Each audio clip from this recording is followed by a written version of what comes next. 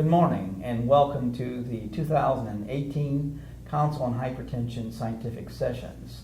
I'm Joe Granger, the Chair of Council of Hypertension, and with me today is Dr. Bill Cushman from the Memphis VA Medical Center and the University of Tennessee Health Sciences Center.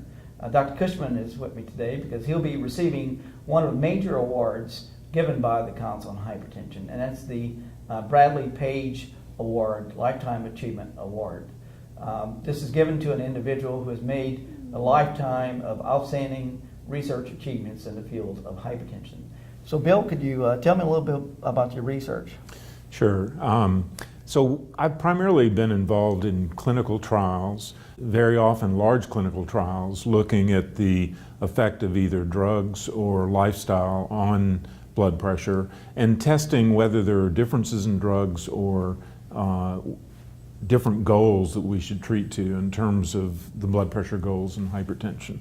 And I've been fortunate to be involved since really the late 1970s in trials that are primarily sponsored either by the Department of Veterans Affairs or by the National Heart, Lung, and Blood Institute.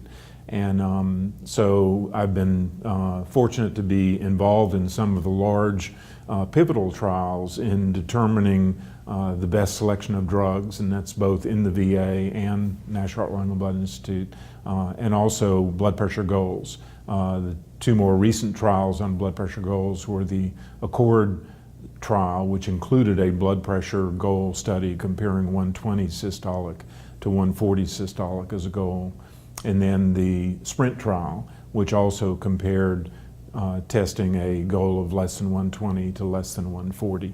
And in particular in Sprint, we found that 25 to 30% decrease in both mortality and cardiovascular events with the lower blood pressure goal. My role in trials has generally been to bring other VA sites around the country into multi-center studies. And of course I've helped design the studies and conduct the studies as well. Well, Bill, you've really made a huge impact on hypertension research and have decades of experience in hypertension research. Do you have any words of wisdom for our young clinician scientists?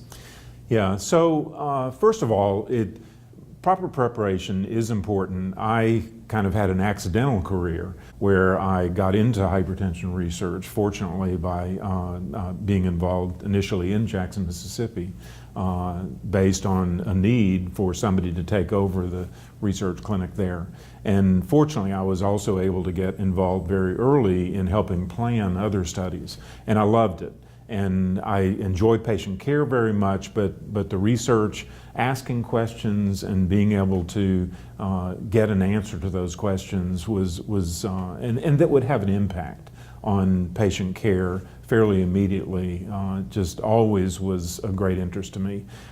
If I had it to do over again, I would have probably done more in terms of a Master of Public Health or Master of Epidemiology. So certainly I would, for young investigators, I would look for opportunities to work with well-established and successful investigators in whatever area they're going into or they're interested in, and continue to have curiosity, continue to ask questions, and continue to pursue what you enjoy doing in terms of research. And I can't guarantee success for everybody, and certainly times change in terms of what's available, but I think there always are very important questions to be answered in research, and particularly the field of hypertension, and I think there will always be good opportunities for funding, whether it's through American Heart Association, National Heart, Lung, and Blood Institute, VA.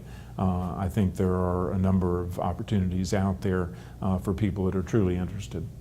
Great. I'd like to conclude by congratulating you again on being the recipient of the 2018 Page Bradley Lifetime Achievement Award. Thank you very much.